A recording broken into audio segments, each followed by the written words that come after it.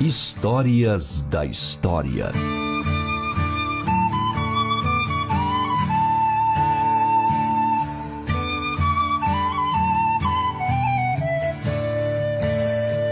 Nós estamos aqui no Rio de Janeiro, a cidade maravilhosa, junto aqui à Praça da República. A alguns metros daqui, em 1889, foi proclamada a nossa República. E nesta casa onde nós estamos, com esses três arcos que aqui estão, nascia a Igreja Presbiteriana do Brasil. Esta foi a nossa primeira casa. Em 1860, havia aqui nesse primeiro piso uma cervejaria. Acima, o nosso salão de cultos. Mais acima, a nossa primeira casa de profetas, nosso primeiro seminário. Mais acima, havia uma residência. A poucos metros daqui, coisa de 600 metros, na rua Silva Jardim, nós temos hoje aquela que é a nossa igreja-mãe, a Igreja Presbiteriana do Rio de Janeiro. Histórias da História. Em 1859, um jovem presbiteriano saiu dos Estados Unidos com destino ao Brasil. Esse jovem era Ashbel Green Simonton. Do seu ideal missionário, nascia a primeira igreja presbiteriana no Brasil. Hoje, somos mais de 1 milhão de brasileiros que comungam da mesma fé de Simonton. Igreja Presbiteriana, desde 1859, transformando vidas com a palavra de Deus. Meu nome é Maristela Pugsley Werner, eu tenho 54 anos e nasci na Igreja Presbiteriana do Brasil. Desde pequena fui criada pelos meus pais e levada à igreja, e isso ajudou a formar o meu caráter como pessoa e como mãe. Eu sou Natilza Araújo, da Igreja Presbiteriana da Bahia. Nesta igreja conheci o meu amor, namoramos, noivamos e casamos. Eu sou Rafael Coimbra, tenho 6 anos de idade e já sou presidente da CP. Meu nome é Paola Reis, sou aqui da Igreja Presbiteriana de Pinheiros e eu amo essa igreja porque aqui eu tenho uma grande família. Olá, eu sou o Carlos Alberto Pinheiro. Oi, eu sou a Daniela Banks Pinheiro. E esta é a Sabrina e o Guilherme. Somos uma família da Igreja Presbiteriana de Curitiba, onde pudemos, pela graça de Deus, conhecer o Senhor Jesus desde a tenridade e formar a nossa família, louvando ao Senhor através do seu Filho Jesus. Igreja Presbiteriana do Brasil.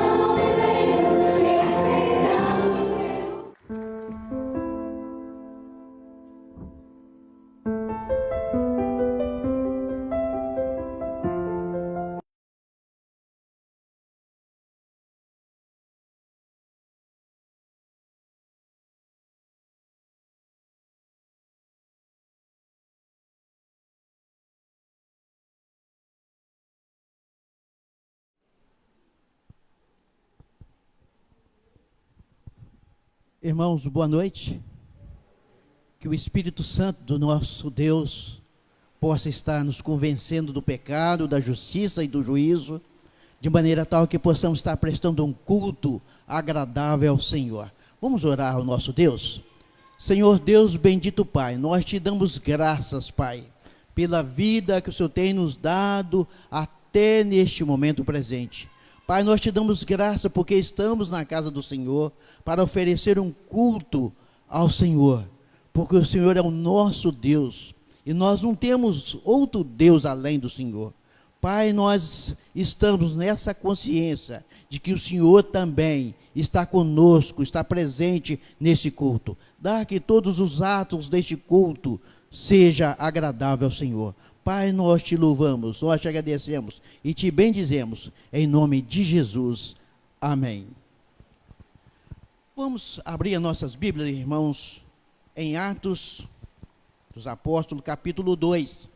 Você que está em sua casa, participando desse culto, pegue a sua Bíblia e leia conosco. Atos, capítulo 2. Vamos estar lendo uma vez e depois todos nós estaremos lendo junto. Vou ler uma vez sozinho e você que está em sua casa vai estar participando conosco desse culto, também lendo esse trecho da palavra de Deus. Atos capítulo 2, verso 42 a 47. Leiamos a palavra de Deus. E perseveravam na doutrina dos apóstolos, na comunhão, no partir do pão e nas orações. Em cada alma havia temor, e muitos prodígios e sinais eram feitos por intermédio dos apóstolos. Todos que creram estavam juntos e tinham tudo em comum. Vendiam suas propriedades e bens e distribuindo o produto entre todos à medida que alguém tinha necessidade. Diariamente perseveravam unânime no templo, partiam pão de casa em casa e tomavam as suas refeições com alegria e singeleza de coração, louvando a Deus e contando com a simpatia de todo o povo.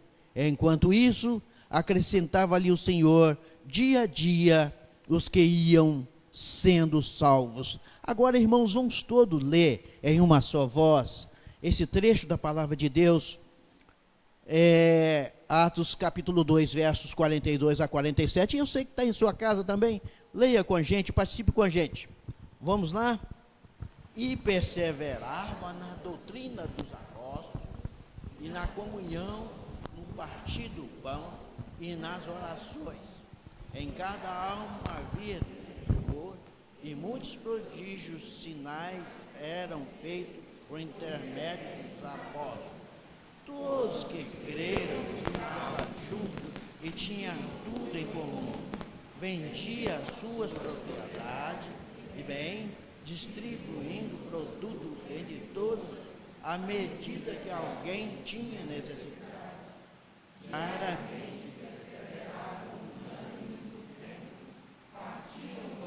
Casa em casa, tomava as suas refeições com alegria e singeleza de coração, louvando a Deus, contando com a simpatia de todo o povo. Enquanto isso, acrescentava do Senhor dia a dia os que iam sendo salvos. Irmãos, a gente lendo esse trecho da palavra de Deus, e nós que estamos vivendo dias diferentes, dias talvez bem difíceis, e a nossa alma tem necessidade da comunhão com Deus e comunhão com os irmãos.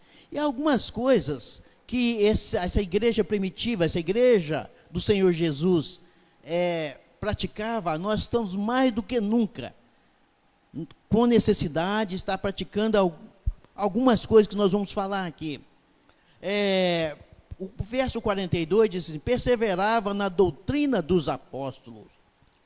perseverava na comunhão, perseverava no partir do pão, perseverava nas orações e perseverava no templo. Irmãos, nós precisamos, num momento como esse, estar praticando, tentando, esforçando em praticar essas lições que a igreja primitiva deixa para a gente. Precisamos estar perseverando, precisamos estar em comunhão, porque uma das coisas que tem rodado no mundo inteiro, uma das observações, um dos pedidos que tem feito é que só saiamos quando tivermos extrema necessidade. Irmãos, nós não conseguimos viver sem alimento, sem comer. Nós precisamos. E a nossa alma também necessita de alimento, porque ela não aguenta. Lógico que nós estamos falando aqui de uma participação organizada, mas se você não tiver, chegar aqui, o templo tiver cheio e você não puder participar porque o número está ultrapassando, fala com o pastor, ele vai estar abrindo um outro horário para que nós possamos estar alimentando, porque sem alimento não podemos ficar. Então você que está em casa, você que está assim receioso, está com medo, venha. Se chegar aqui tiver muito cheio e for necessário você voltar, conversa com o pastor e ele vai abrir certamente um outro horário para que você não fique sem alimentação. Porque a igreja, nós precisamos estar em comunhão com as doutrinas dos apóstolos. Daqui a pouquinho nós vamos ouvir a palavra de Deus pelo servo de Deus, que estará falando sobre essas doutrinas dos apóstolos, sobre a palavra de Deus. Nós precisamos estar alimentando. É necessidade urgente nos últimos dias que nós tenhamos essas práticas. Mas uma outra coisa aqui que deixa bem assim, perseverava no templo, né? Perseverava no templo e contava com a simpatia do povo e assim ia acrescentando o número daqueles que eram salvos. Nós precisamos, irmãos, estar praticando essas verdades da palavra de Deus. Nós daqui a pouquinho, o servo de Deus, que Deus tem usado ele aqui, vai estar falando sobre essas doutrinas dos apóstolos, essa palavra de Deus que nós temos aqui, ele vai estar falando.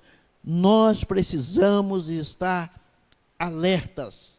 Nós temos necessidade de arroz e feijão e a nossa alma tem necessidade de alimentar do Senhor, alimentar da palavra de Deus, estar em comunhão uns com os outros.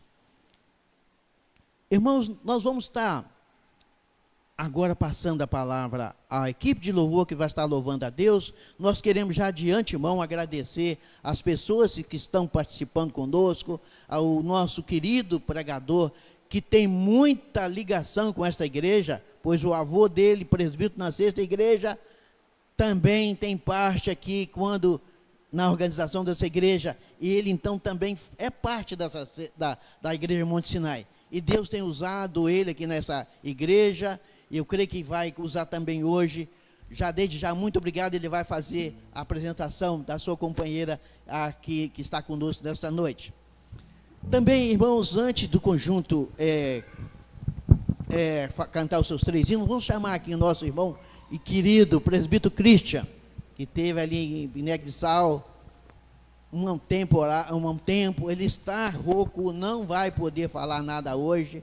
Daqui uns dias já está acertado com o pastor, assim que ele melhorar a voz, em uma outra oportunidade, vai estar falando, e acho que umas 3 pregações dá para ele falar pelo menos um pouco. Nós vamos pedir a nossa irmã Tainá que agradeça a vida do presbítero Cristo aqui conosco, depois dessa experiência tão interessante, que ele vai falar depois. Hoje não tem voz e vai estar depois falando para a igreja. A nossa irmã Tainá vai estar orando a Deus, agradecendo, e depois o conjunto vai estar cantando. Os irmãos que têm seus dias para ser entregue poderão fazer enquanto os irmãos estiverem cantando. Assim que a nossa irmã orar, nosso irmão Cristo vai estar assentando e aí os irmãos estarão louvando a Deus. Senhor meu Deus, Pai querido, obrigada, Senhor, pelo cuidado que o Senhor tem tido com a vida do nosso presbítero Cristo, ó Pai. O Senhor o levou, cuidou de tudo, e o Senhor também cuidou da sua volta, Senhor. Eu creio que as experiências ficaram guardadas no seu coração, e ele terá uma bagagem muito grande para nos passar, ó Pai. Obrigada pela vida dele, continua abençoando, trazendo em seu coração esse desejo de missões, ó Pai. Que ele consiga nos impactar, trazer para a tua igreja, Senhor, o desejo também de levar a tua palavra aqui, perto de nós, no nosso bairro, na nossa cidade, ó Pai. Ó Senhor, continua abençoando a vida dele poderosamente, Senhor. Obrigada pelo cuidado que o Senhor teve com ele. Em nome de Jesus, amém.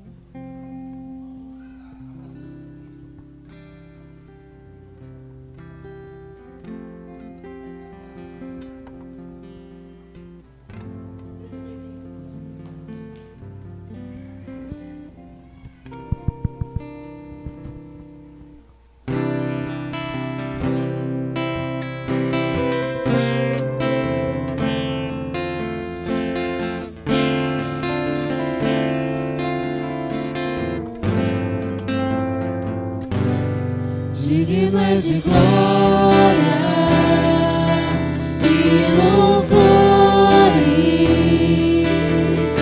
levantemos nossas mãos, te adoramos, ó Senhor.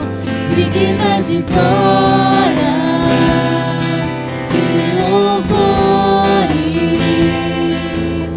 levantemos nossas mãos, te adoramos, ó Senhor, porque grande és tu, maravilhas fazes tu, não há outro igual a ti, não há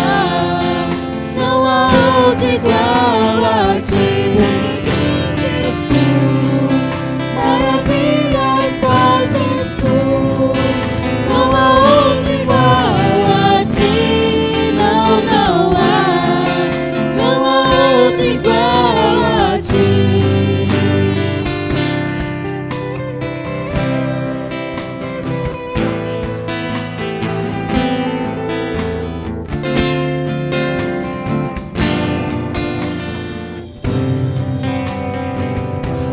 Digno és de glória e louvores,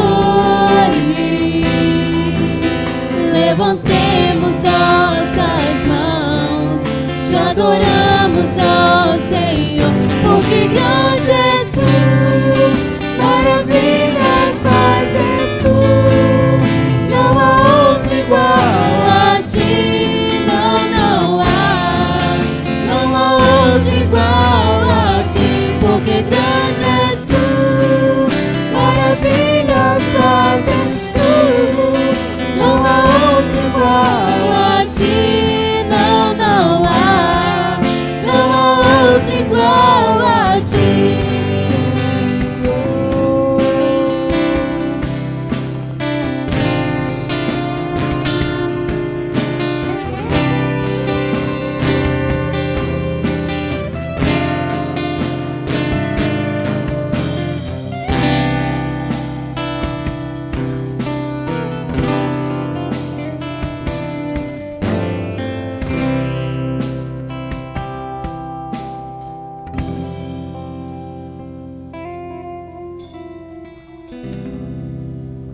Glória a Deus, aleluia. Toda a terra se curva diante da presença do Senhor. Toda a terra adora o Senhor. Amém, Jesus. Tu és grande, tu és santo, Senhor.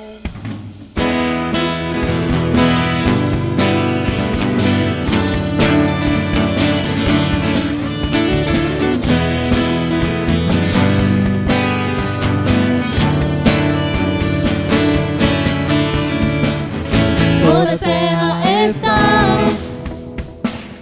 cheia da tua glória, céus declaram a tua grandeza, Rei meu e Deus meu. nasci pra te adorar e o teu nome proclamar. Quero ser um instrumento teu, Rei meu e Deus meu. Deus me chamou, eu disse eis-me aqui. Vou te adorar, o meu prazer é te servir. Deus me chamou, eu disse eis-me aqui. Vou te adorar, o meu prazer é te servir. Não consigo mais viver um segundo sem te ter. Meu coração precisa mais de ti, Rei meu e Deus meu. Meu desejo é estar aos teus pés e te adorar. A minha vida está em tuas mãos, Rei meu e Deus meu. Deus me chamou, eu disse eis-me aqui. Vou te adorar, o meu prazer é te servir. Deus me chamou, eu disse eis-me aqui. Vou te adorar, o meu prazer é te servir.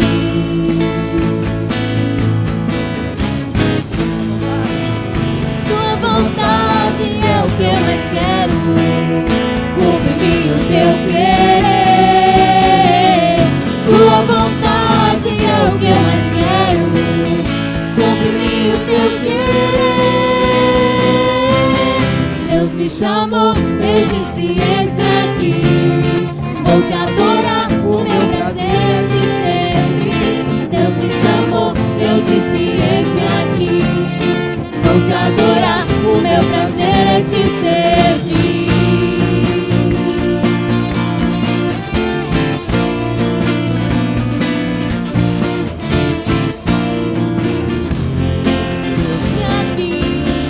Vou te adorar, o meu prazer é te servir. Deus me chamou, eu disse eis-me aqui.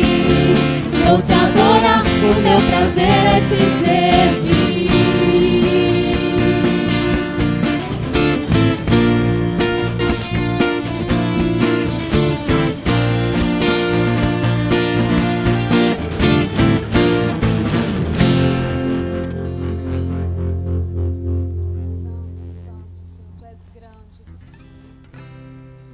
Obrigada pela presença do Senhor neste lugar, ó Pai. Obrigada, Jesus, porque o Senhor se faz presente aqui, Senhor. Ó Deus, obrigada, Jesus.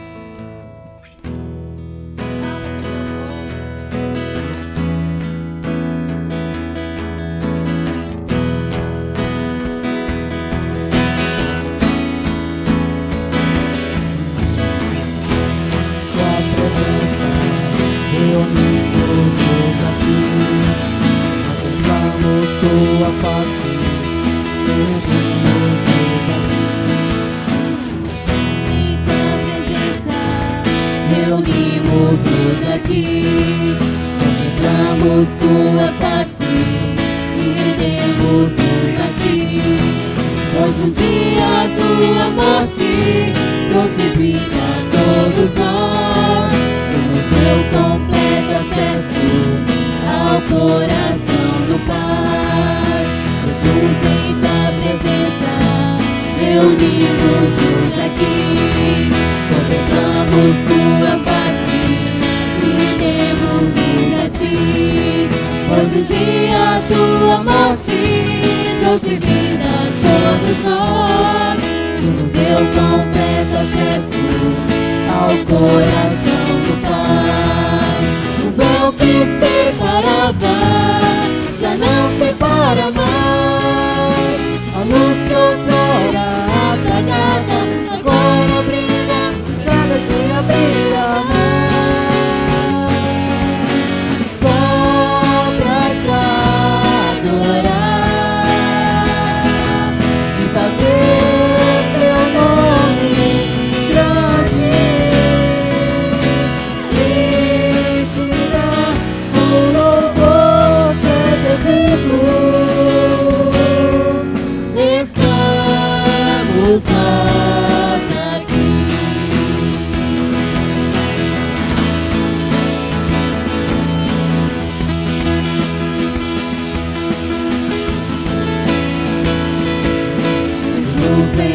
presença, reunimos-nos aqui, contemplamos tua face e rendemos-nos a ti. Pois um dia tua morte trouxe vida a todos nós e nos deu completo acesso ao coração do Pai. O véu que separava já não separa mais. A luz que outrora apagada agora brilha, cada dia brilha mais. Só pra te adorar e fazer teu nome grande e te dar o louvor que é devido. Estamos nós aqui só pra te adorar e fazer teu nome grande e te dar o louvor que é devido. Estamos nós aqui, estamos nós aqui, estamos nós aqui.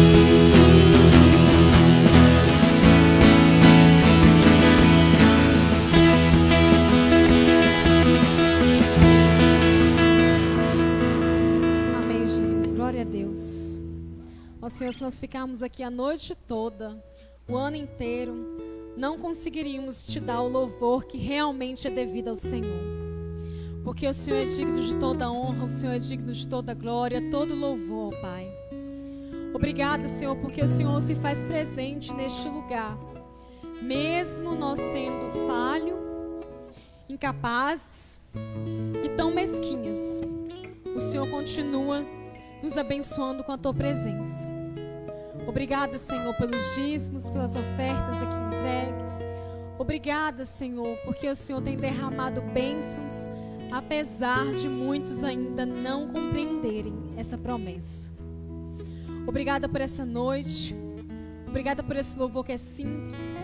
Obrigada pela vida do nosso pregador hoje, Mateus. Senhor, eu te peço agora neste momento que o Senhor use ele poderosamente. Que o Senhor use ele como nunca usou, Pai. Que ele fale com o teu povo e a gente compreenda cada palavra que for dita. Que a gente venha sair daqui transbordando da presença gloriosa do Senhor. Que a gente venha sair daqui mudado, Senhor. Verdadeiramente entendendo o que o Senhor quer para as nossas vidas, ó Pai. Ó Pai, obrigada, Senhor, por tudo. Obrigada porque o Senhor nos permitiu viver mais um dia com fôlego de vida. Estamos aqui enquanto muitos estão numa cama, ó Pai. Obrigada, Jesus. Em nome de Jesus. Amém. Pessoal, desculpa aí, viu? Por eu ter errado aqui.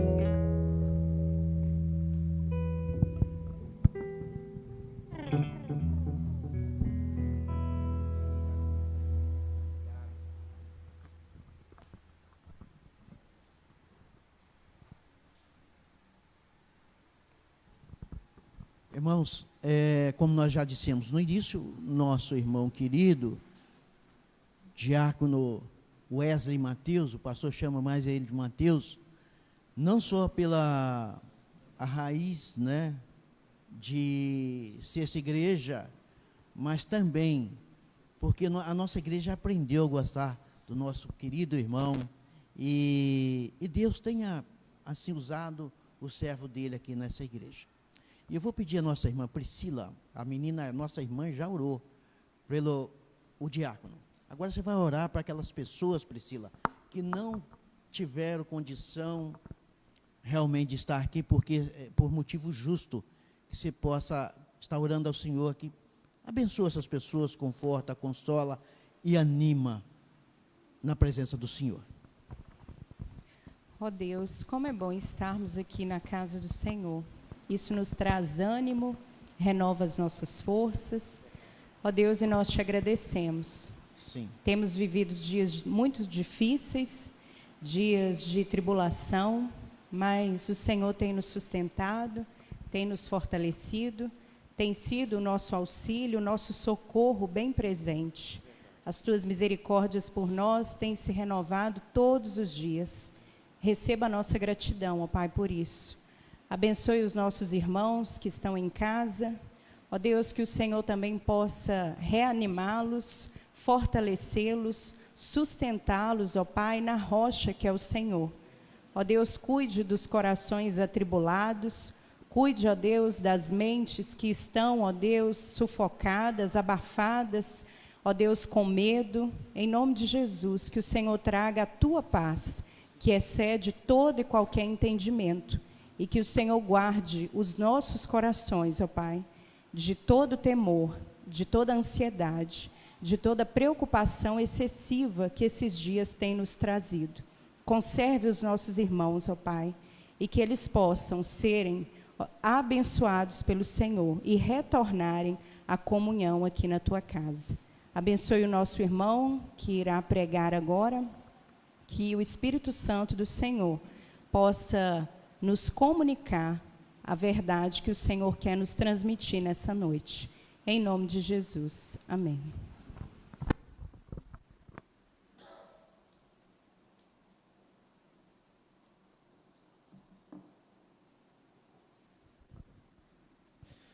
Irmãos, boa noite.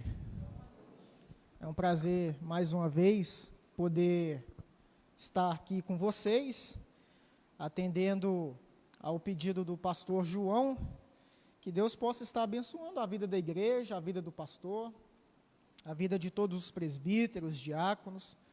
É um motivo de muita alegria mesmo poder estar aqui. Quero também cumprimentar aqueles que estão nos acompanhando agora, da sua casa. Que Deus possa abençoar a cada um de vocês e possa falar ao coração de vocês. Então, como vocês já me conhecem, eu não vou apresentar muito, não. Então, já vamos abrir as nossas Bíblias, lá na Epístola de Paulo aos Colossenses. Epístola de Paulo aos Colossenses, capítulo 2, verso de número 8 até o verso de número 15. E aí, quando a gente terminar a leitura, pode deixar sua Bíblia abertinha aí mesmo, que a gente vai, ao longo do tempo, decorrendo sobre alguns textos para que essa passagem fique mais clara para nós. Colossenses, capítulo 2, verso 8 até o verso de número 15. Diz assim o texto: cuidado que ninguém vos venha a enredar com sua filosofia e vãs sutilezas, conforme a tradição dos homens, conforme os rudimentos do mundo e não segundo Cristo. Porquanto nele, em Cristo, habita corporalmente toda a plenitude da divindade. Também nele estais aperfeiçoados. Ele é o cabeça de todo principado e potestade. Nele também fostes circuncidados, não por intermédio de mãos, mas no despojamento do corpo da carne, que é a circuncisão de Cristo, tendo sido sepultados juntamente com ele no batismo, no qual igualmente fostes ressuscitados mediante a fé, no poder de Deus, que o ressuscitou dentre os mortos. E a vós outros, que estáveis mortos pelas vossas transgressões, e pela incircuncisão da vossa carne, vos deu vida juntamente com ele, perdoando todos os nossos delitos, tendo cancelado o escrito de dívida que era contra nós e que constava de ordenanças, o qual nos era prejudicial, removeu-o inteiramente, encravando na cruz e despojando os principados e as potestades, publicamente os expôs ao desprezo, triunfando deles na cruz. Vamos orar mais uma vez? Senhor nosso Deus e nosso muito bondoso Pai, Senhor, já foram feitas orações aqui e louvores já foram entoados em Teu nome, Senhor. E um deles que nós cantamos, nós dizemos que só para Te adorar, Senhor, e fazer somente o Teu nome grande. E este é o intuito dos nossos corações, Te adorarmos e fazermos somente o Teu nome grande. O culto que nós estamos aqui prestando, ele é ao Senhor, ele é para o Senhor, para que o Teu nome seja grande em nossos corações, mas não somente em nossos corações, mas em todo o mundo, através de nossas vidas, pela proclamação do Evangelho. Por isso, derrame do Teu Santo Espírito sobre nós, pois é por meio dele que nós compreendemos as verdades do Senhor. É por meio do Teu Santo Espírito que temos forças e ousadia para pregar a Tua palavra com intrepidez e coragem. É por meio do Teu Santo Espírito que os corações mais duros são quebrantados, ó Deus. É por meio do Santo Espírito do Senhor que as escamas dos nossos olhos caem e nós contemplamos as verdades eternas que antes não podíamos ver. Por isso, dê-nos do Teu Santo Espírito, para que saiamos daqui verdadeiramente, ouvindo a Tua voz, e louvando e engrandecendo somente o Teu nome. Essa é a nossa oração, ó Deus. Em nome de Jesus Cristo. Amém. Irmãos, há uns dias atrás, final do mês passado, os nossos amigos católicos romanos, eles tiveram alguns problemas com o Papa atual. O Papa da Igreja de Roma, ele esteve dando uma entrevista para um documentário, e ali foi perguntado a ele o que ele entendia e o que ele achava sobre a união entre pessoas do mesmo sexo, entre casais homossexuais. E o Papa, então, ele esteve falando que era necessário que a Igreja viesse a aceitar e que houvesse uma lei regulamentando e facilitando a vida de homossexuais, de casais homossexuais, e que a união deles precisava ser reconhecida. Isso veio como uma bomba dentro da Igreja e de alguns fiéis mais conservadores, porque eles ficaram tristes e magoados com a declaração do Papa, porque entenderam que a declaração do Papa não estava em harmonia com a tradição da Igreja, que era em não aceitar esse tipo de união e considerar pecado. Mas isso deu um burburinho danado, né? Deu uma confusão tremenda, e muitos católicos ficaram entristecidos com esse pronunciamento do Papa. E aí, mais ou menos, talvez 1 ou 2 semanas depois, dentro do meio evangélico, aconteceu algo muito parecido. Em uma de suas pregações, um pastor muito famoso e conhecido, um pastor batista, chamado Ed René Kivitz, não sei se os irmãos já ouviram ou conhecem, Este pastor, em um de seus sermões, ele disse que as Escrituras precisavam ser atualizadas, porque ela foi escrita há mais de 2000 anos atrás, em um contexto e em uma cultura totalmente diferente da nossa. E que a Escritura, ela estava desatualizada com os nossos dias. E aí ele disse que, por conta de 2 ou 3 versículos antigos da Bíblia, nós condenamos casais homossexuais, e foi essa a expressão que ele usou, acusando-os de estarem em pecado.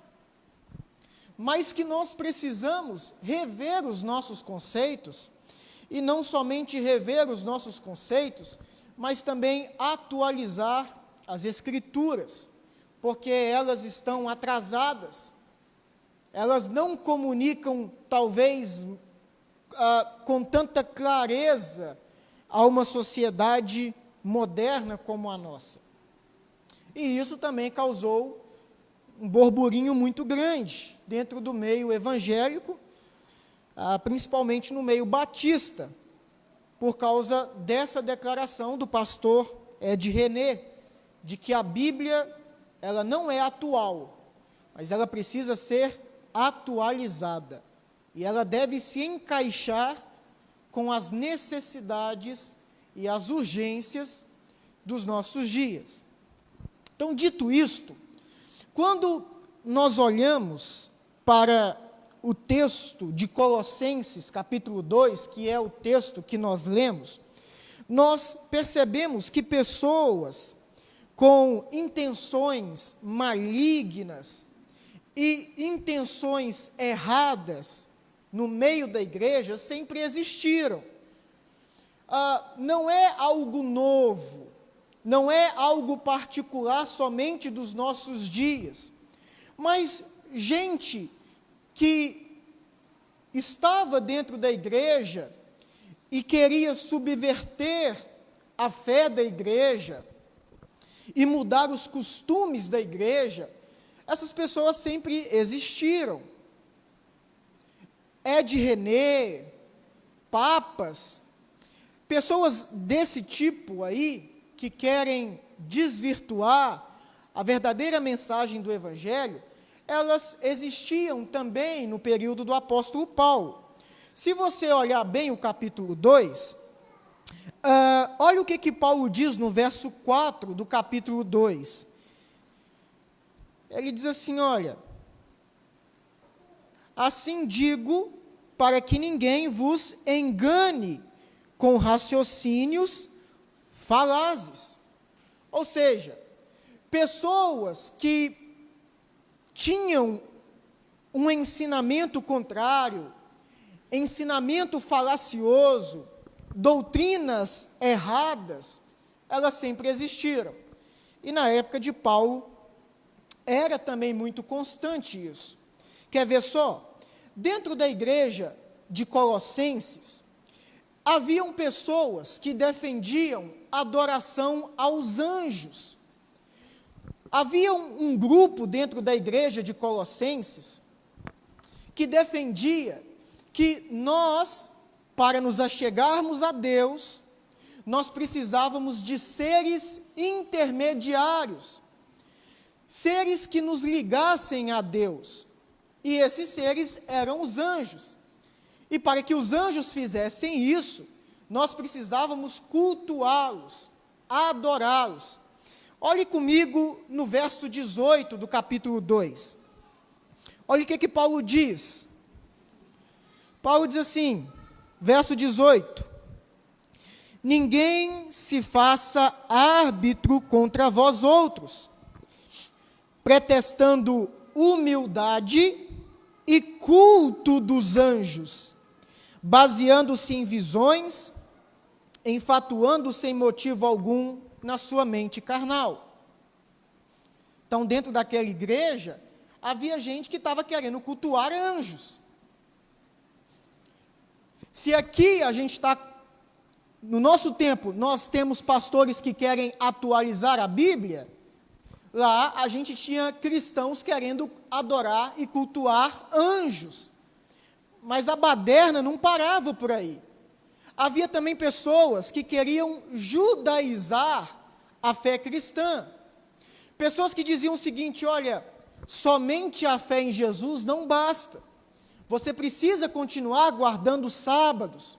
Você precisa continuar guardando as festas judaicas. Você precisa continuar circuncidando. Havia pessoas dentro da igreja que queriam judaizar o cristianismo. E Paulo nos diz isso no verso 16 do capítulo 2, quando ele diz assim: ninguém, pois, vos julgue por causa de comida, por causa de bebida, ou por causa de dia de festa, ou lua nova, ou sábados. Haviam pessoas dentro da igreja incomodando-se com os crentes que não guardavam luas novas, sábados, datas comemorativas e por aí vai. Então havia uma ala que queria adorar os anjos, havia uma outra ala que queria judaizar o cristianismo, e havia também uma ala que defendia um movimento ascético. O que é isso? Um movimento que nós devemos nos separar do mundo. É mais ou menos como se nós fôssemos entrar dentro de um monastério e viver a vida de um monge. Não vamos ver televisão, não vamos ao cinema, não vamos fazer churrasco, não vamos fazer um monte de coisa, mas nós devemos nos separar do mundo e viver enclausurados dentro da nossa fé. E Paulo vai nos dizer isso no verso 21 ao verso 23. Paulo nos diz assim, verso 20: se morrestes com Cristo para os rudimentos do mundo, porque como se viveis no mundo, vos sujeitais a ordenanças do tipo: não manuseieis isto, não proves aquilo, não toques aquilo outro, segundo os preceitos e doutrinas dos homens, porque todas essas coisas com o uso se destroem. Todas as coisas com efeito, elas têm aparência de sabedoria, mas são culto de si mesmo, de falsa humildade e de rigor ascético. Todavia, não tem valor algum contra a sensualidade. Então havia esse movimento também dentro da igreja, do tipo: não use bermuda, porque usar bermuda é pecado. Use a saia até no pé, porque se você usar a saia até no pé, você vai ser mais crente que o outro. Não vá no cinema, não jogue videogame, não assista futebol. Havia também essa ala dentro da igreja do: não coma isto, não toque nisto, não faça isto, porque se privando dessas coisas, vocês irão agradar mais a Deus.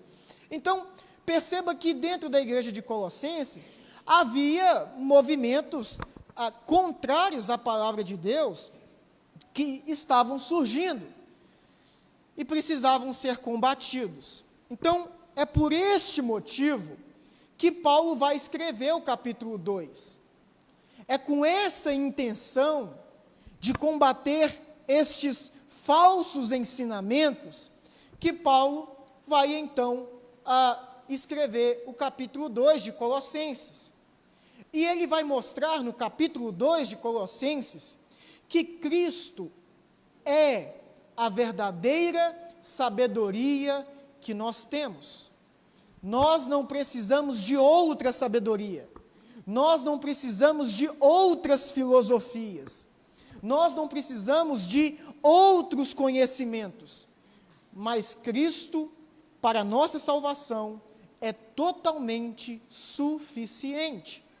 E aí, ele começa o verso 8, nos alertando, nos mandando tomar cuidado, nos alertando dos perigos, das falsas doutrinas e dos falsos ensinamentos. E no verso 8 ele vai dizer assim: cuidado que ninguém vos venha a enredar com sua filosofia e vãs sutilezas, conforme a tradição dos homens, conforme os rudimentos do mundo, e não segundo Cristo. Então Paulo começa dizendo assim, olha, cuidado que ninguém embaralhe a mente de vocês. Cuidado para que ninguém vos coloque pensamentos e doutrinas erradas na mente de vocês, de tal forma que essas doutrinas e esses ensinamentos venham a se enraizar com a fé que vocês receberam e bagunçar a mente e a cabeça de vocês. Então tomem cuidado, porque a doutrina desses homens, os ensinamentos desses homens, são filosofias vãs, Paulo diz. São conhecimentos e ensinamentos inúteis. São vãs filosofias. Têm aparência de sabedoria, têm aparência de produtividade, mas são inutilidades. São coisas bestas, sem utilidade. Então tomem cuidado, porque essas vãs filosofias, elas são sutis. Elas não entram de repente, elas entram devagar, com sutileza, de tal modo que se você não tomar cuidado, vai chegar um tempo que você não vai perceber e nem se dar conta de que você foi afetado por falsas doutrinas e falsos ensinamentos. Porque o ensinamento desses homens são sutis e são inúteis. E aí ele vai dizer, não só são sutis e inúteis, mas provém de tradição humana, conceitos humanos, criados pela mente humana, pela filosofia humana, pelos argumentos humanos. Mas o conhecimento que eu apresentei a vocês não vem de tradição humana, pois eu recebi do próprio Senhor, que ressuscitou de entre os mortos. O conhecimento que eu transmito a vocês não nasceu da cabeça de homens, mas veio dos céus para nós. Foi do agrado de Deus revelar o seu Filho a nós. Então, tomem cuidado com estes ensinamentos, para que os ensinamentos humanos não destruam os ensinamentos de Deus que eu transmiti a vocês, por meio do conhecimento que eu recebi do nosso Senhor Jesus Cristo. E não só isso, o ensino desses homens não só provém de tradição humana, mas é também ensinamentos rudimentares. E aí Paulo no verso 8 diz, segundo os rudimentos do mundo. O que Paulo está dizendo com isso? Paulo está dizendo que toda filosofia, todo conhecimento, toda cultura que nega Jesus Cristo como Senhor, ou Jesus Cristo como suficiente para a nossa salvação, são conhecimentos ultrapassados, rudimentares, porque diante da revelação de Jesus Cristo, esses conhecimentos se tornam atrasados, ultrapassados, porque a revelação de Jesus supera toda filosofia, toda tradição humana, todo conhecimento rudimentar. O conhecimento que nós recebemos de Jesus é muito superior, afirma Paulo. E aí, ele vai começar a mostrar para nós por que Cristo é suficiente para nós. Por que nós não devemos deixar que essas doutrinas e esses ensinos corrompam os nossos corações?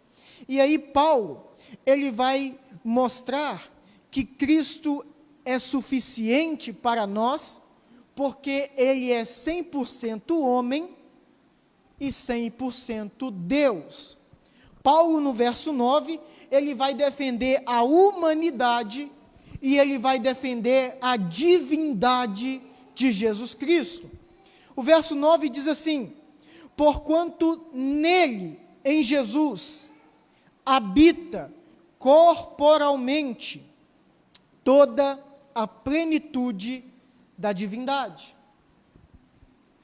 Paulo, quando ele escreve o verso 9, ele já começa a destruir duas heresias, que muito provavelmente estava tirando a paz dos irmãos da igreja. A primeira heresia era a heresia gnóstica, que dizia que a matéria é má. Se a matéria é má, Jesus Cristo não tinha corpo, porque sendo Deus, como Deus teria uma matéria má? Então havia um movimento gnóstico que estava negando a humanidade de Jesus dentro da igreja de Colossenses. Mas Paulo diz, não, ele era humano, e ele era tão humano que no corpo dele habitou toda a plenitude da divindade. E no corpo da sua carne, nós fomos salvos. É por isso que Paulo diz, porquanto nele habita corporalmente. Paulo está dizendo, Cristo era 100% homem. Ele tinha um corpo. Ele não era menos homem que eu e você. E a Escritura nos deixa bem claro a humanidade do nosso Senhor. A Escritura diz que ele comeu com os discípulos. A Escritura não só diz que ele comeu com os discípulos, mas ela também diz que ele teve sono e ele descansou. Ela não só diz que ele teve sono e descansou, mas ela diz que ao ressuscitar, ele aparece a Tomé e pede para que Tomé toque em seu corpo e nas marcas da cruz. O nosso Senhor, ele era 100% humano. Ele nasce em um ventre humano. E ele faz coisas que homens normais faziam. Ele dormia, ele comia, ele sentia fome, ele sentia cansaço, ele sentia tristezas e alegrias, porque ele era 100% homem.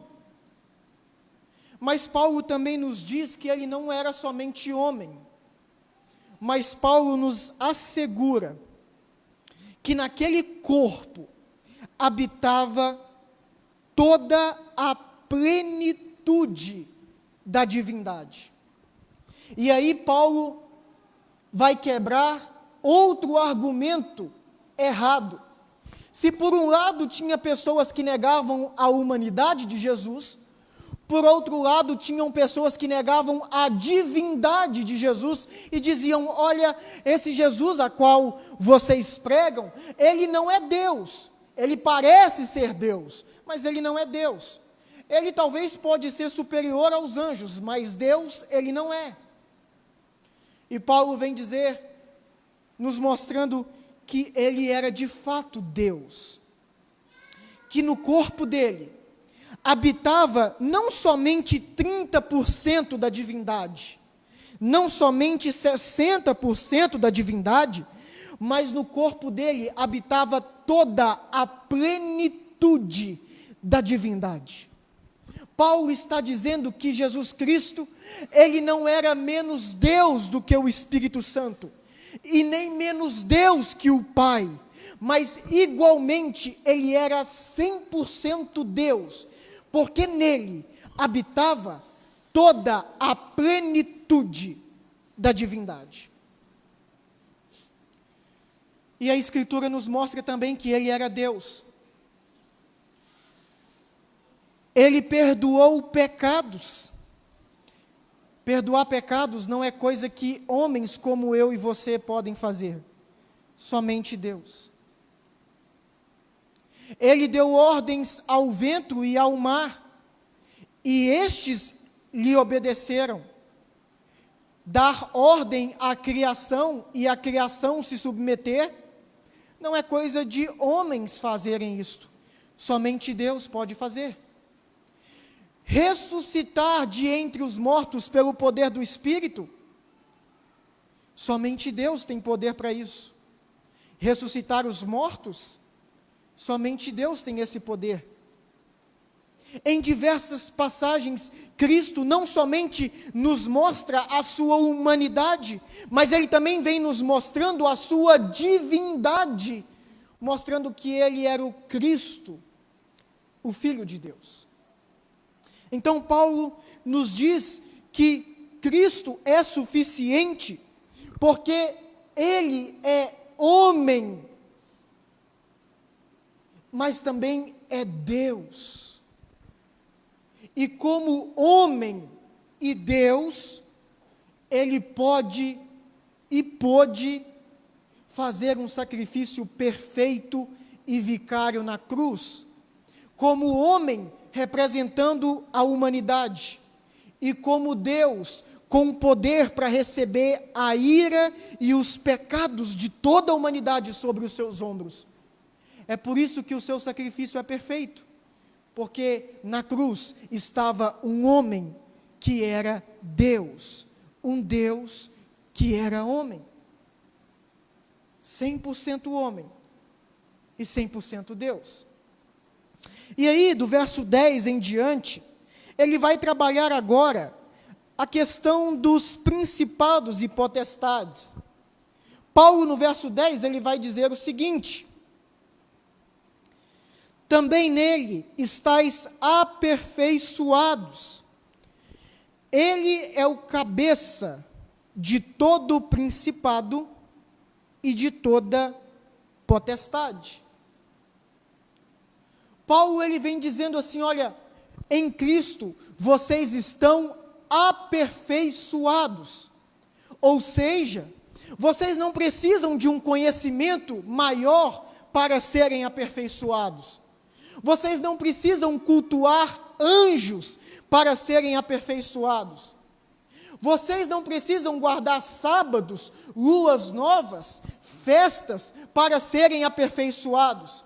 Mas em Cristo, vocês já foram aperfeiçoados, de tal modo que na cruz, todos os seus pecados foram perdoados.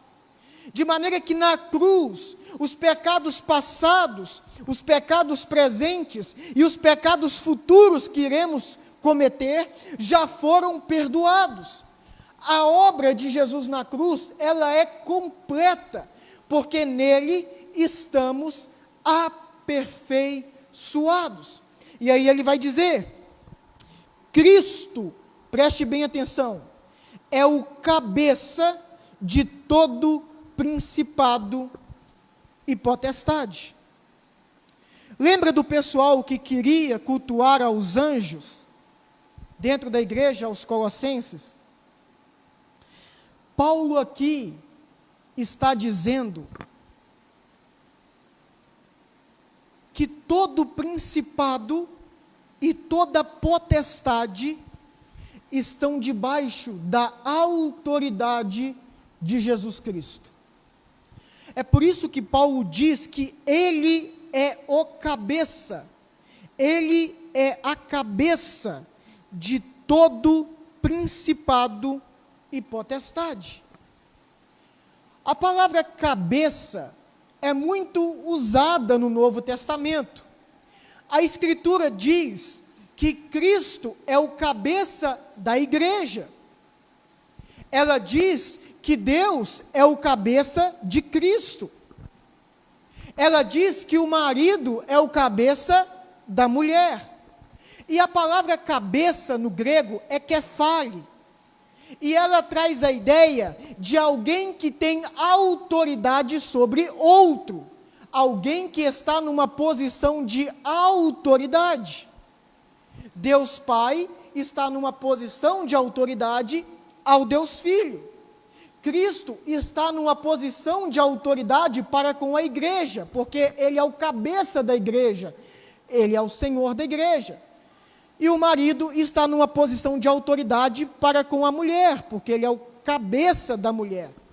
O que Paulo está dizendo aqui é que nós não devemos cultuar anjos, mas nós devemos cultuar somente aquele que detém todo o poder e toda a autoridade sobre os anjos, sobre principados e potestades. É como se ele estivesse dizendo assim: olha, vocês são bobos, gente. Vocês estão querendo cultuar a anjos, quando na verdade eu estou apresentando a vocês aquele que é maior que os anjos, e aquele que é o Senhor dos anjos. Vocês estão querendo coisa pequena, quando o Evangelho é muito superior a isso. É muito superior a isso. E Paulo então vem mostrando que Jesus Cristo é o Senhor, não só de anjos santos, não só de anjos que não caíram, mas Ele é o Senhor também de anjos que não guardaram o seu principado e nem o seu estado natural. Ele é o Senhor tanto de anjos caídos, como de anjos santos. Ele é o cabeça de todo principado, de toda potestade. Ele é o Senhor de todo ser angelical, independentemente se é santo ou não. Ele é o cabeça. E aí Paulo continua dizendo assim, verso 11: nele também fostes circuncidados, não por intermédio de mãos, mas no despojamento do corpo da carne, que é a circuncisão de Cristo, tendo sido sepultados juntamente com ele no batismo, no qual igualmente fostes ressuscitados mediante a fé, no poder de Deus, que o ressuscitou dentre os mortos. Lembra da ala judaizante dentro da igreja? Que dizia que os crentes precisavam, assim como os judeus, guardar datas, sábados, luas novas. Havia um pessoal que queria circuncidar gentios da igreja de Colosso. E Paulo vem dizendo que em Jesus Cristo nós já fomos circuncidados, mas não como no antigo em Israel, por meio das mãos de homens, por meio do corte do prepúcio. Não, mas em Cristo nós estamos circuncidados por meio do despojamento do corpo da sua carne, que é a circuncisão de Cristo. Ou seja, a obra de Cristo na cruz é a nossa circuncisão. A circuncisão no Antigo Testamento nada mais era que um símbolo externo no corpo, para mostrar a aliança de Deus com Israel. Então, ao 8º dia, a criança, o menino, ele era levado para ser circuncidado, para carregar no corpo dele, externo, a aliança de Deus para com Israel. Mas Paulo vem dizendo que agora não é mais necessário a circuncisão externa, feita por mãos humanas, porque agora a marca da nossa aliança está na cruz do Calvário. E é por isso que Cristo diz: eu sou a nova aliança. Este é o corpo e o sangue da nova aliança. Agora, em Jesus Cristo, na cruz, nós estamos ligados com Deus, mas não por uma marca externa, feita em nosso corpo, mas uma marca espiritual, feita por meio da fé, mediante ao batismo. E Paulo diz isso no verso 12, que nós morremos com Cristo no batismo, mas também nós ressuscitamos com Ele, mediante a fé no poder de Deus, que o ressuscitou dentre os mortos. Agora, a nossa circuncisão é a fé no sacrifício de Cristo, por meio do confessar a nossa fé publicamente, mediante o batismo, e no batismo, por meio da fé, crendo na obra de Jesus Cristo, nós morremos com Ele, mas agora também nós ressuscitamos mediante o poder de Deus em Cristo Jesus. Então Paulo vem mostrando que nós não precisamos cultuar a anjos, nós não precisamos nos circuncidar, nós não precisamos guardar outras coisas e nem acreditar em outras filosofias, porque Cristo, Ele é suficiente. E agora, do verso 13, Paulo vai mostrar por que Cristo é suficiente. Do verso 13 em diante, Paulo vai mostrar que Cristo na cruz, Ele conquista essa suficiência por meio de uma batalha jurídica contra principados e potestades. Verso 13 em diante, Paulo diz assim: e a vós outros, que estáveis mortos pelas vossas transgressões e pela incircuncisão da vossa carne, vos deu vida juntamente com Ele, perdoando todos os nossos delitos e tendo cancelado o escrito de dívida que era contra nós e que constava de ordenanças, o qual nos era prejudicial. Removeu inteiramente, encravando na cruz. Verso 15. E despojando os principados e as potestades, publicamente os expôs ao desprezo, triunfando deles na cruz. Preste bem atenção, porque essa parte é muito importante.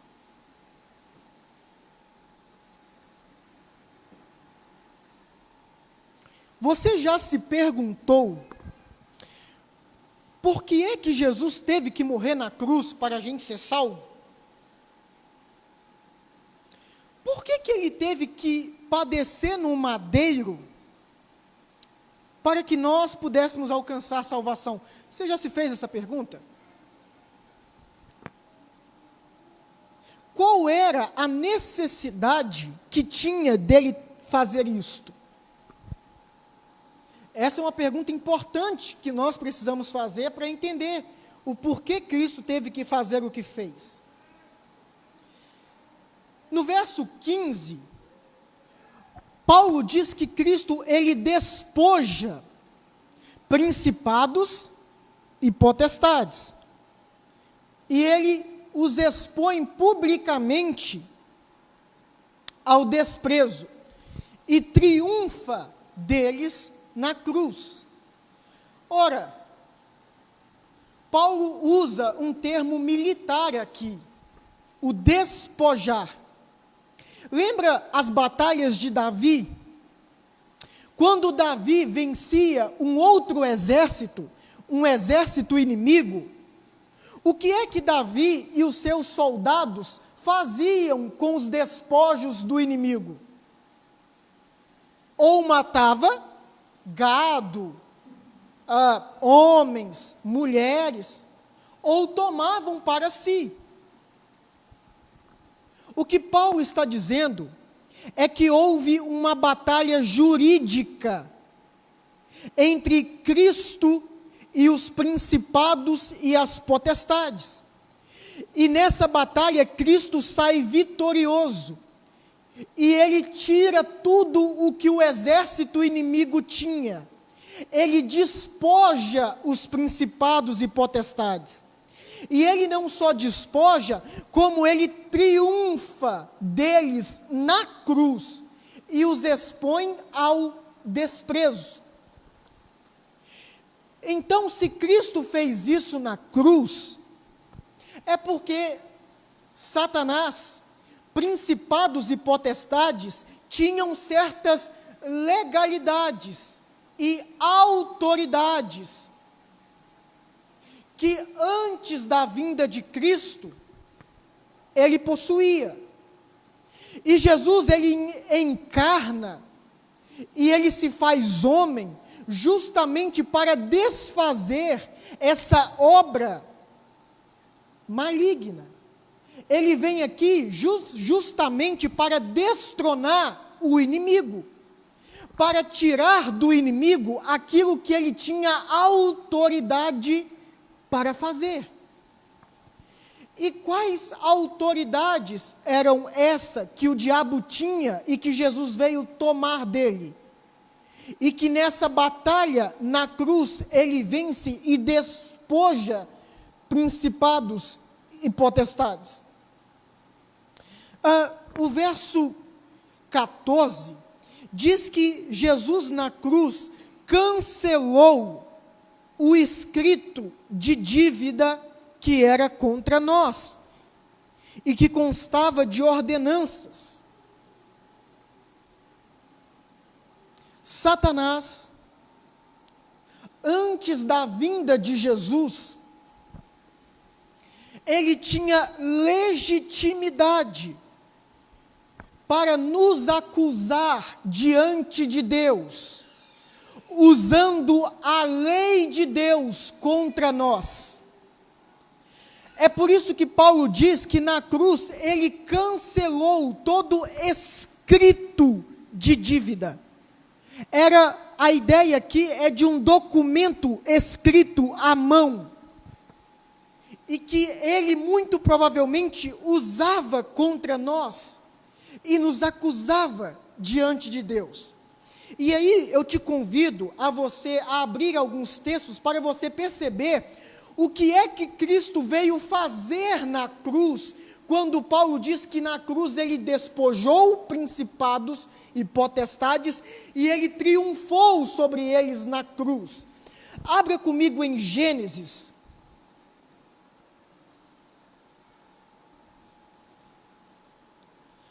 Gênesis capítulo 3.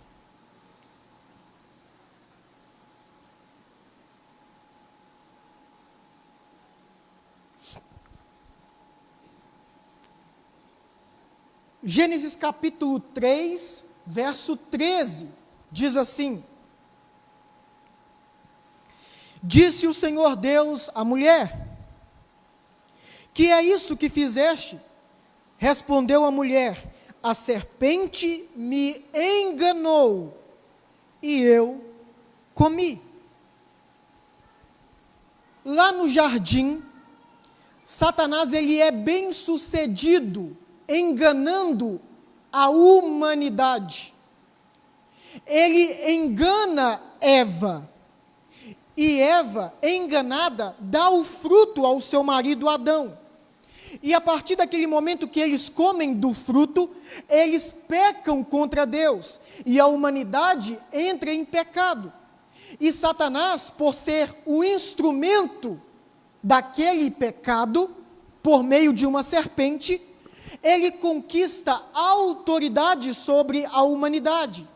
Ele conquista legitimidade para enganar a humanidade.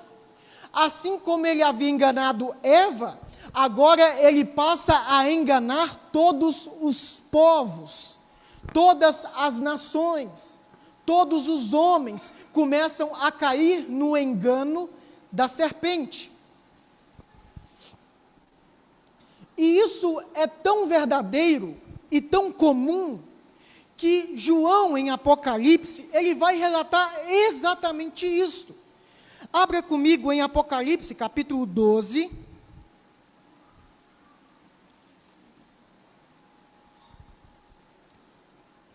Apocalipse, capítulo 12, verso 9.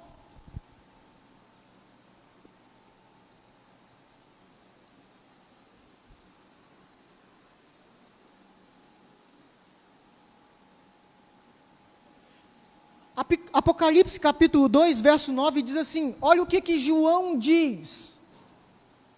E foi expulso o grande dragão, a antiga serpente, que se chama Diabo e Satanás, o sedutor de todo o mundo. E com ele foi mandado atirado à terra, junto com os seus anjos. João vai dizer que Satanás a antiga serpente, que se chama diabo, o enganador de todo mundo, o sedutor de todo mundo, foi atirado, foi expulso, junto com ele os seus anjos. Então, da mesma forma que ele enganou e seduziu Eva, ele enganava e seduzia as nações, levando-as ao engano, levando-as ao paganismo. A única nação que ele não fazia isso com totalidade era Israel, porque Deus havia feito uma aliança com Israel. Mas as demais nações viviam em engano, seduzidas por Satanás.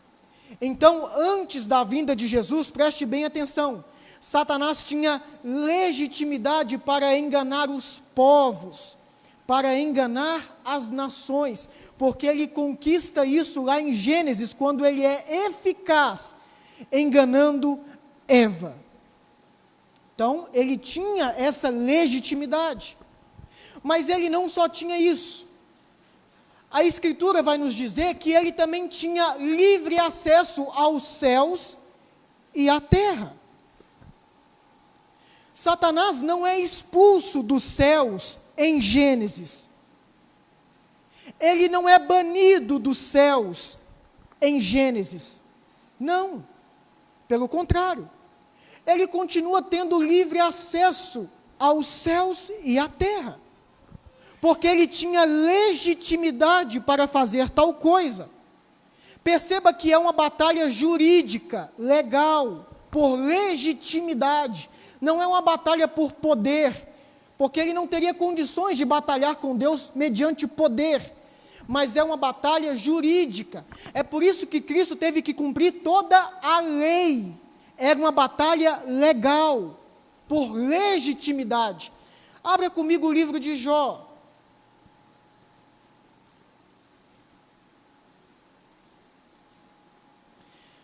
O livro de Jó, capítulo 1, verso 6 ao verso 9.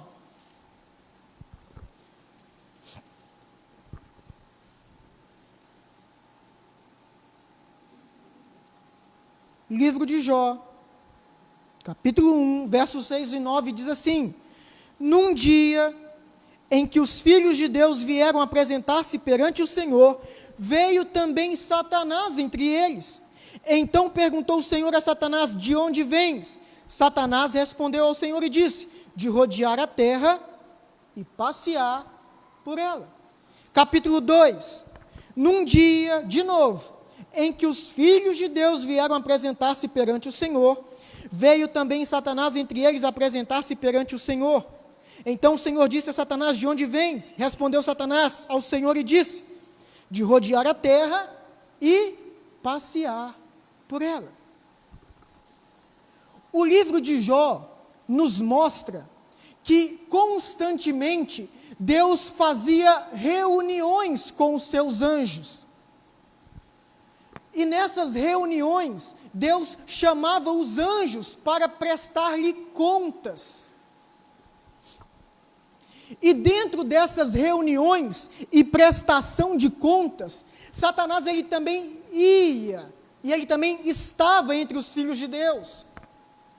E constantemente o Senhor perguntava a ele o que ele estava fazendo. Ele tinha que prestar contas a Deus e dar relatório dos seus feitos. E ele respondia: olha, eu vim de rodear a terra e passear por ela. Eu estou observando. É como se Deus dissesse a ele: o que é que você tem feito? De onde você vem? Então havia reuniões celestiais, das quais Satanás estava presente. E ele não só estava presente, como ele tinha que dar o relatório de onde ele estava, do que ele estava fazendo. Ele tinha livre acesso aos céus. Ele caminhava por entre as terras, passeando por ela, mas ele também tinha acesso aos céus. porque ele tinha legitimidade para tal coisa. Não só isso, a Bíblia nos diz que ele tinha, antes da vinda de Jesus, domínio, autoridade sobre regiões e países. Eu te convido a abrir comigo o livro do profeta Daniel.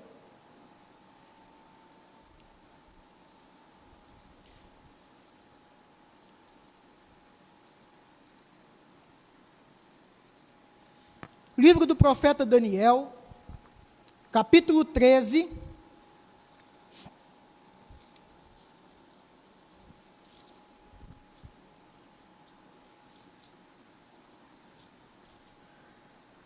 Perdão, irmãos, capítulo 10, verso 13.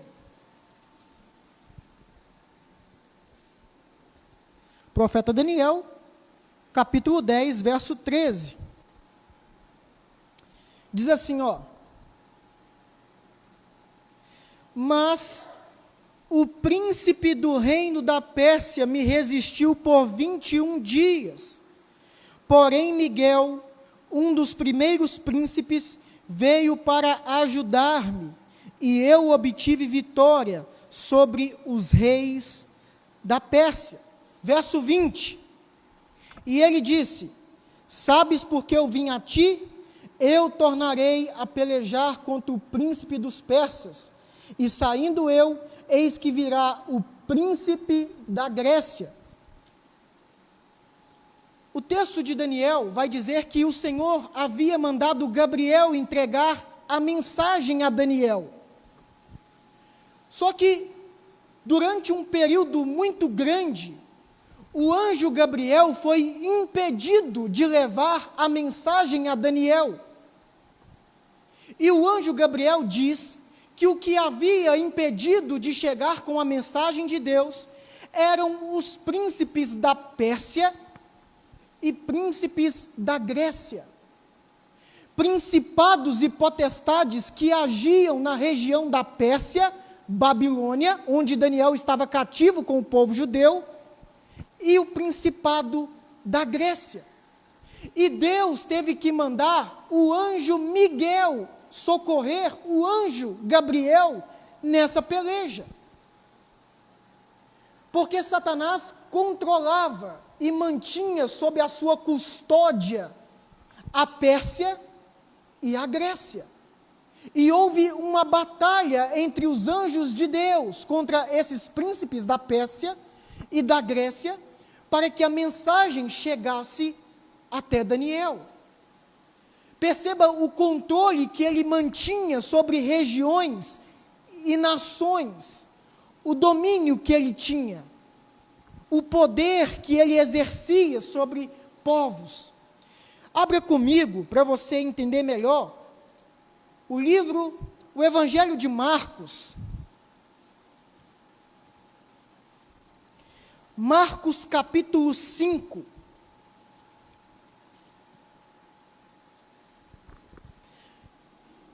Marcos capítulo 5 vai relatar, e eu creio que todos aqui conhecem, o encontro de Jesus com um homem chamado aqui pelas Escrituras de endemoniado de Gadara, o endemoniado gadareno.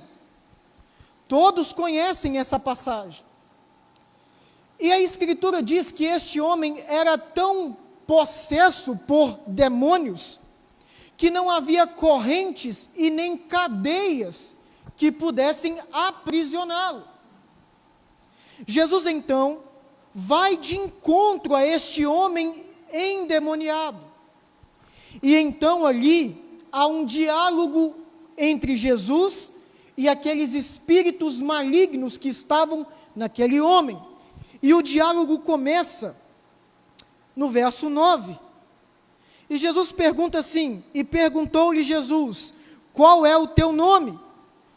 E diz o texto que o diabo não responde, mas ele dá um nome genérico. Diz assim, Legião é o meu nome, porque somos muitos. E rogou-lhe os demônios encarecidamente, que não os mandasse para fora do país. Ora, verso 11, pastava ali pelo monte uma grande manada de porcos, e os espíritos imundos rogaram a Jesus, dizendo: manda-nos para os porcos, para que entremos neles. Aqueles demônios fazem um pedido um pouco que estranho para Jesus. Eles sabiam que Jesus iria expulsá-los.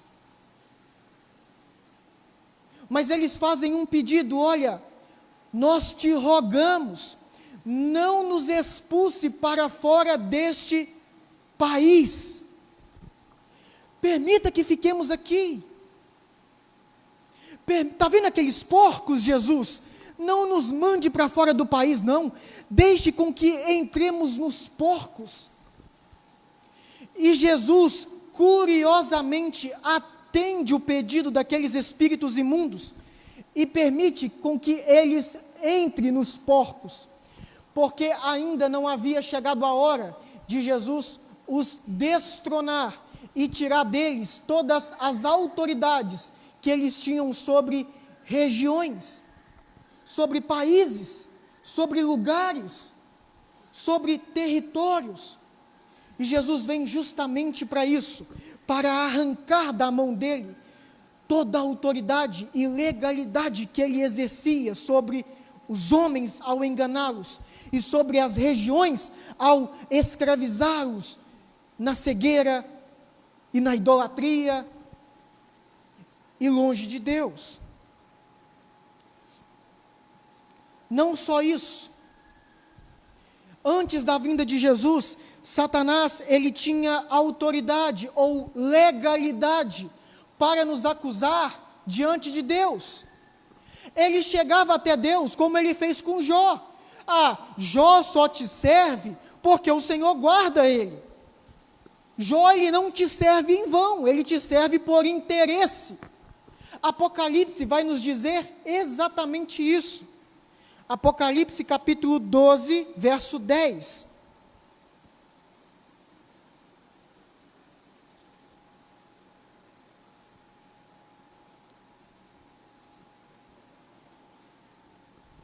Apocalipse 12, verso 10, diz assim: então ouvi grande voz do céu proclamando: agora veio a salvação, o poder, o reino do nosso Deus e a autoridade do seu Cristo, pois foi expulso o acusador de nossos irmãos, o mesmo que nos acusava de dia e de noite diante do nosso Deus.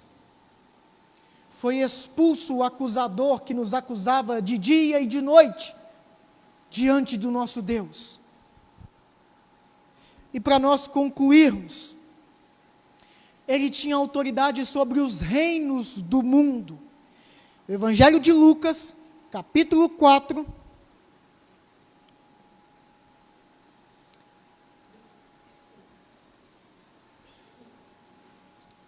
Lucas capítulo 4, versos 5 ao 7,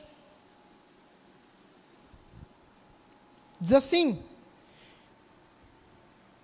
e elevando-o, mostrou-lhe, num momento, todos os reinos do mundo.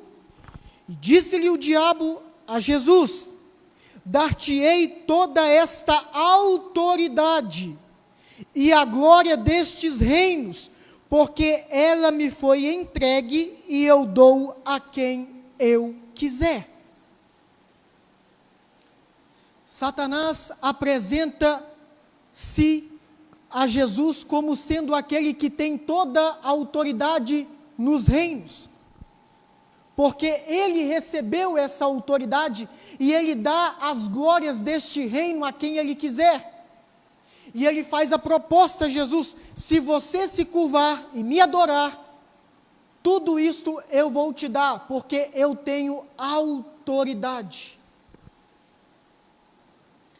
E Jesus não nega que ele tinha autoridade, porque o diabo não estava mentindo aqui. De fato, ele tinha autoridade sobre os reinos do mundo. Jesus poderia ter dito para ele: para de mentir que você não tem nada, mas Jesus não faz isso, porque ele tinha.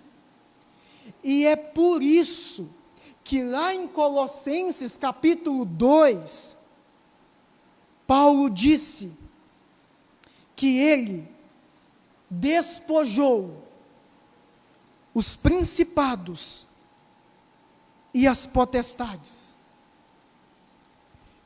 e o triunfou deles na cruz. Cristo, ele é suficiente, porque ele conquista na cruz toda a autoridade nos céus e na terra. Na cruz, ele tira das mãos de Satanás o poder que ele tinha sobre os reinos, o poder que ele tinha para enganar as nações, o poder que ele tinha para nos acusar de dia e de noite, o acesso que ele tinha aos céus. Mas agora na cruz, na morte e na sua ressurreição, a antiga serpente, o dragão, é expulso dos céus, porque Cristo triunfa sobre ele e o expõe à vergonha e o despoja na cruz.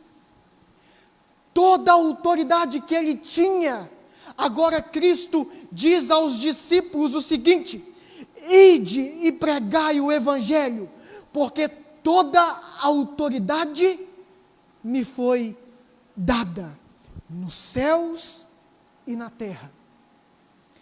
Cristo na cruz, ele conquista, de tal modo que agora os povos são alcançados pelo evangelho, de tal modo que as nações não são mais enganadas, mas podem agora conhecer o Senhor, porque agora as portas do inferno não mais prevalecerão contra a igreja do Senhor, porque na cruz os nossos inimigos foram derrotados e despojados, e não somente, Cristo triunfa sobre eles e os envergonha na cruz. Está vendo por que Cristo teve que morrer? Ele veio tirar toda legalidade e legitimidade que o inimigo tinha de sobre nós. Agora, quem nos acusará? Quem tentará acusação contra os escolhidos de Deus? É Deus quem nos justifica. Agora não há mais acusador, porque no tribunal divino nós temos um advogado à direita de Deus, Cristo Senhor, o justo, o que venceu na cruz e despojou principados e potestades. Irmãos, diante de uma verdade tão sublime e poderosa como essa, como nós poderemos nos apegar a filosofias humanas, a doutrinas humanas, a ensinamentos contrários a esses, a culto a anjos?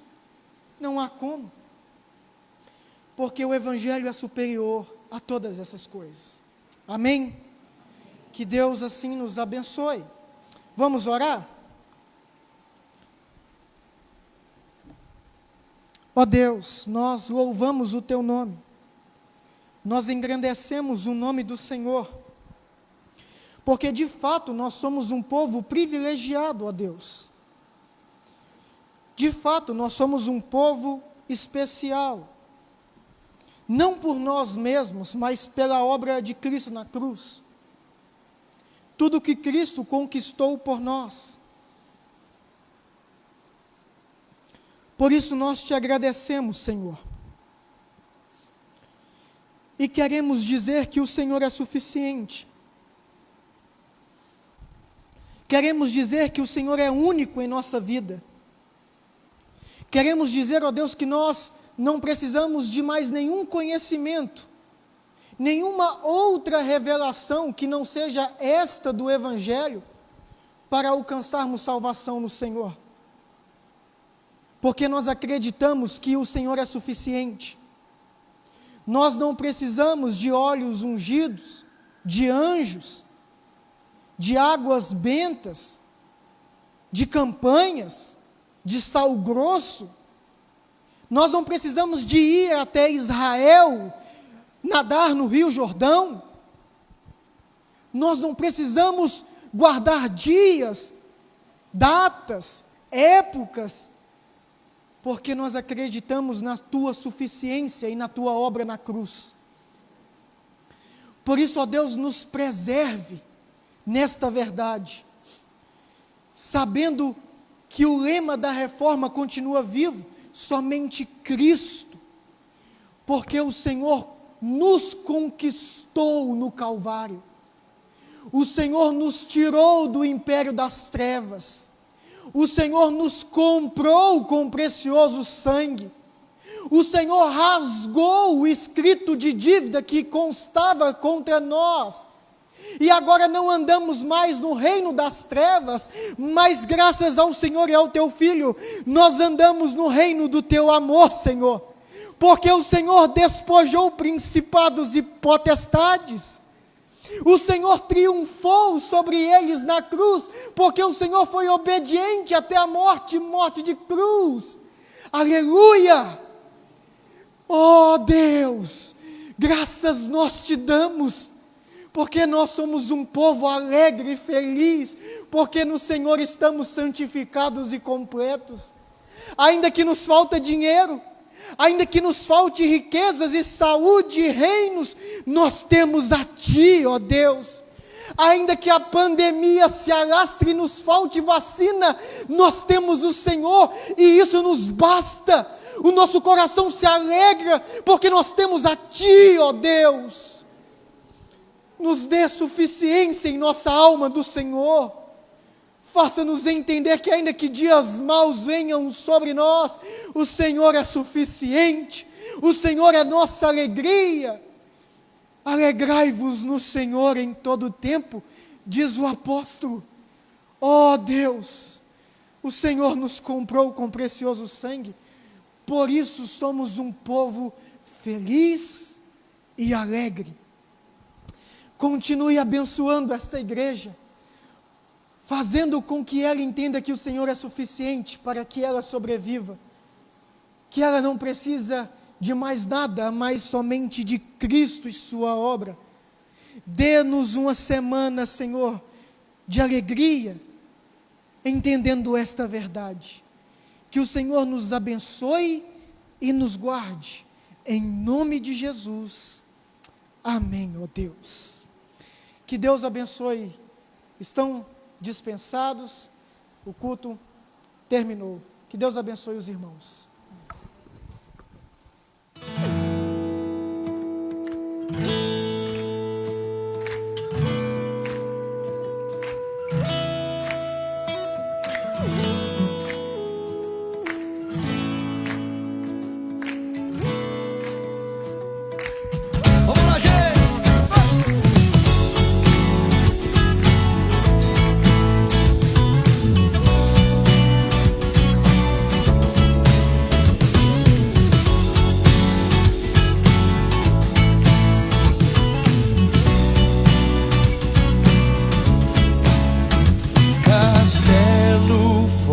É o nosso Deus, espada e bom escudo, com seu poder defende os seus de todo transe agudo, com fúria pertinaz, persegue Satanás, com artimanhas tais e astúcias tão cruéis.